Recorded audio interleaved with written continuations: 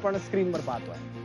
आता ही आकडेवारी घेऊच आपण, म्हणजे याच्यासोबतच आपण ही मराठवाड्याची आकडेवारी आणि याच्यावरती बोललोच आपण. आपल्यासोबत जर राष्ट्रवादीचं कोणी जोडलं गेलं तर बघूया. आपण विदर्भाची आकडेवारी घेऊया का आपण माझ्यावरती, त्याही आकडेवारीची आपण चर्चा एकदा करूया, म्हणजे आपल्याला विदर्भ मराठवाडा एकत्र करता येईल.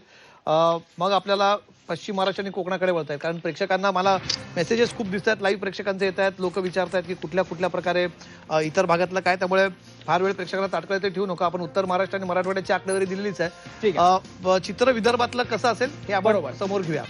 ठीक आहे. तर उत्तर महाराष्ट्र आणि मराठवाड्यानंतर आता आपण थेट विदर्भामध्ये जाऊया. त्या महा एक्झिट पोल नुसार विदर्भात सुद्धा भाजप सर्वात मोठा पक्ष बनताना दिसतोय. या पोल नुसार विदर्भात किती ठिकाणी भाजपची सत्ता येताना दिसते, तर एकूण 61 ठिकाणी प्रचंड मोठी मुसंडी विदर्भामध्ये. शिवसेनेची 60 ठिकाणी तर राष्ट्रवादीची 5 ठिकाणी सत्ता येताना दिसते आहे. विदर्भात काँग्रेसचा 19 नगर परिषदांवर झेंडा बघायला मिळतोय. त्यामुळे उत्तर महाराष्ट्र आणि मराठवाड्यानंतर काँग्रेसचा आणखी बेटर परफॉर्मन्स बघायला मिळतोय.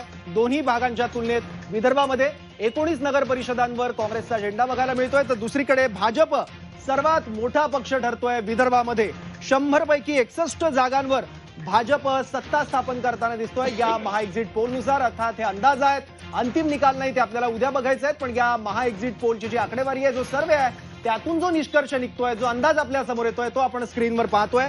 100 जागा विदर्भातल्या, या 100 जागांपैकी भाजप सर्वात मोठा पक्ष बनताना आपल्याला दिसतोय. 61 ठिकाणी भाजप सत्ता काबीज करताना आपल्याला बघायला मिळत आहे.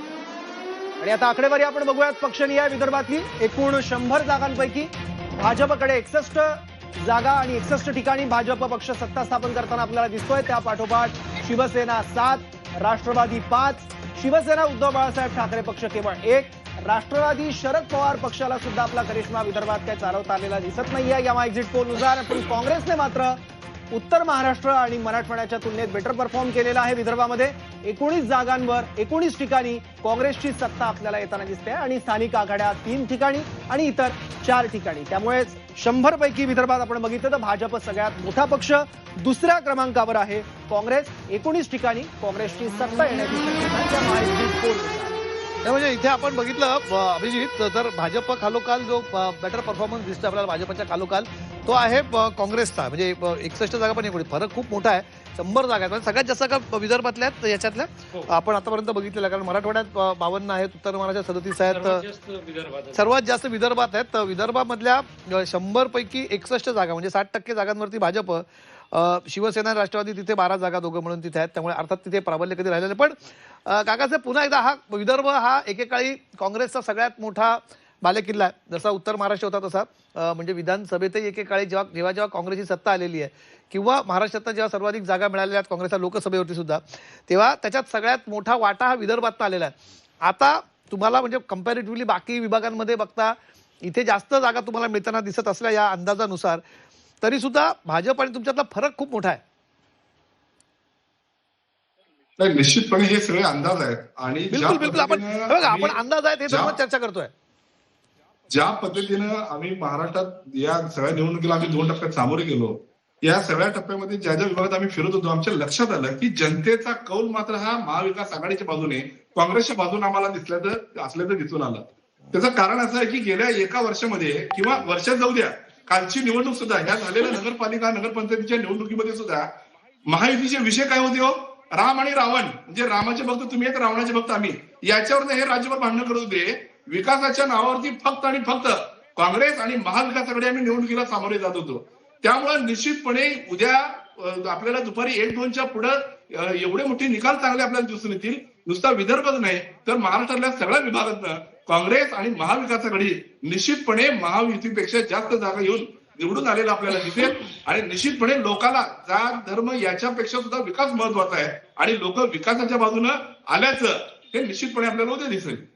पण तुमच्या प्रचारात तुम्ही म्हणजे मगाशी जसं अभिजित म्हणाले, अभिजित यांचं जे म्हणणं होतं की आणि जे आम्ही पत्रकारांनी बघितलं, आम्हाला फार नेते फिरताना दिसले नाही ग्राउंडवरती. म्हणजे तुम्ही सांगताय उदाहरण, पण तुमचे कुठले नेते ग्राउंड आम्ही बघितल्या, मुख्यमंत्र्यांच्या सभा होत होत्या, उपमुख्यमंत्र्यांच्या आम्हाला दिवसातल्या 3-3 सभा होताना दिसत तिथे होत्या. पण कंपॅरेटिव्हली तुमचे कुठले नेते आम्हाला फिरताना दिसत नव्हते.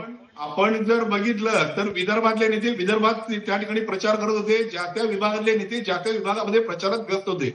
आदरणीय आमचे सपकाळ साहेब महाराष्ट्रभर फिरत होते, नानाभाऊ पटोले साहेब असतील, वडेट्टीवार साहेब असतील, थोरात साहेब असतील, तुम्ही फक्त एकदा यांचे फेसबुक पेज जर चेक केले तर निश्चितपणे आपल्या लक्षात येईल महाराष्ट्रभर यांचे दौरे किती होते आणि निश्चितपणे उद्याच्या निकालानंतर तुमच्या लक्षात येईल की आता 19 आम्हाला दाखवतोय खरंय, पण निश्चितपणे तो आकडा 59च्या पुढे गेल्याचं आपल्याला निश्चितपणे उद्या दिसून येईल. आणि त्यामुळं जनतेनं हा महाविकास आघाडीच्या बाजूने दिलेला कौल उद्या आपल्या स्क्रीनवर आपल्याला निश्चित दिल्याचं आपल्याला दिसून येईल.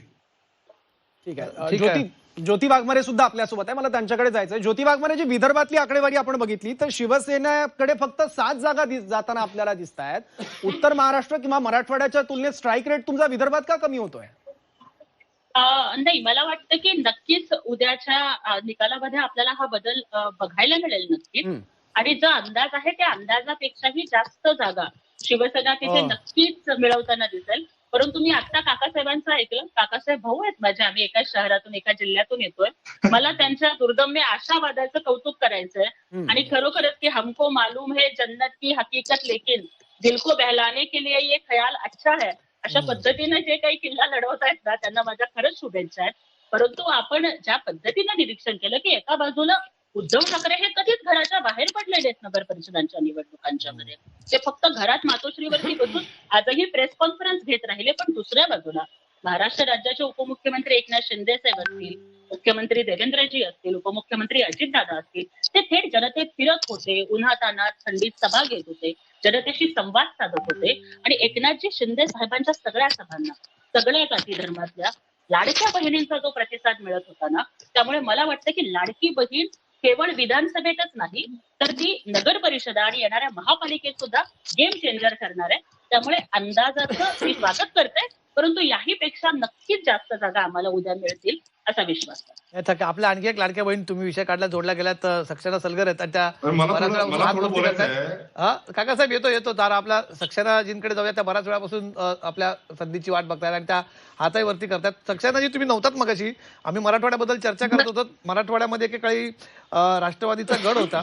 मराठवाड्याचे आकडे मी जर तुम्हाला सांगेन थोड्या वेळ आहे काय शक्य, मी तुम्हाला स्क्रीनवर दाखवतो, तुमच्या समोर असेल स्क्रीन तर बघा. पण मराठवाड्यामध्ये 52 जागांपैकी राष्ट्रवादी शरदचंद्र पवार पक्षाला फक्त एकच जागा तिथे मिळताना दिसेल, ती बीड मधली, असं अभिजितरावांचं म्हणणं आहे. फारच तुमच्या एकेकाच्या ताकदीच्या कंपॅरेटिव्हली हा अंदाज फारच तोकडा वाटतोय.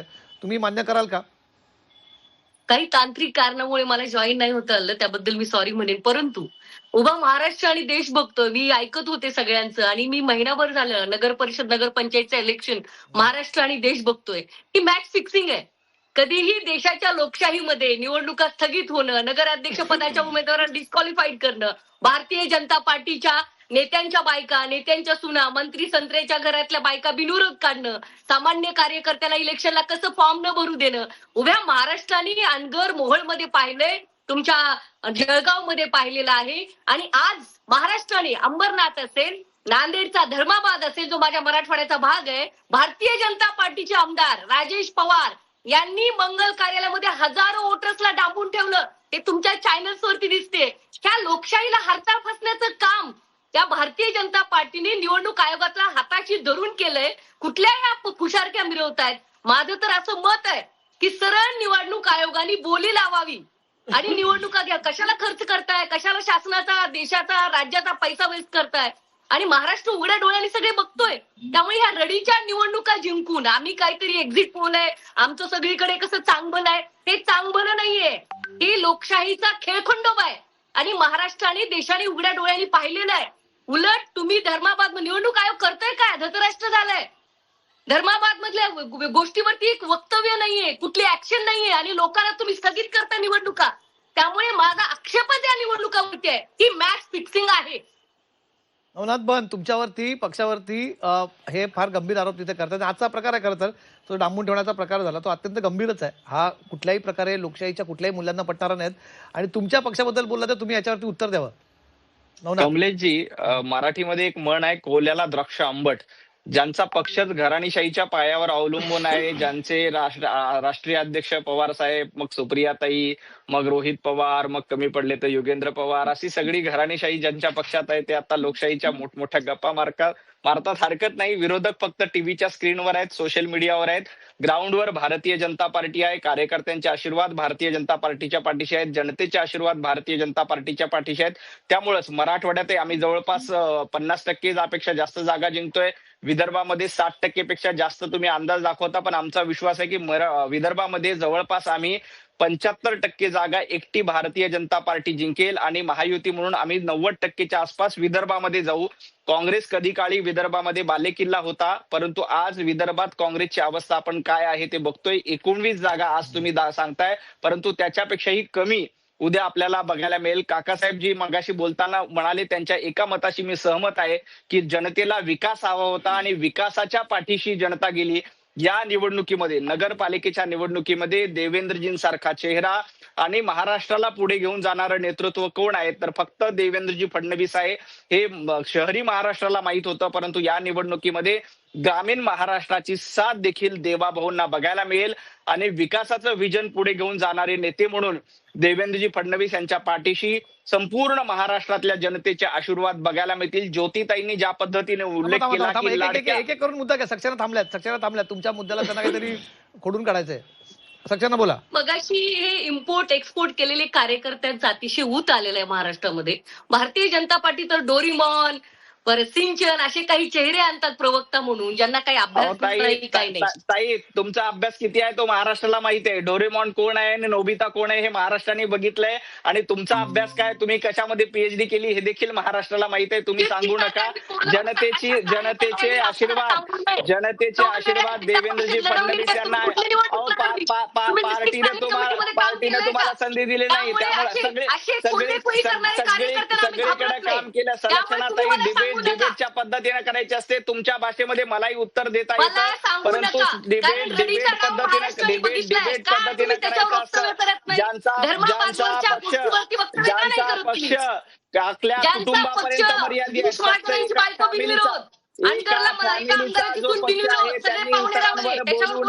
शरद पवार साहेब, सुप्रियाताई सुळे, रोहित पवार, योगेंद्र पवार यांच्या पलीकडे राष्ट्रवादी पक्ष जात नाही, शरद पवार पक्ष जात नाही.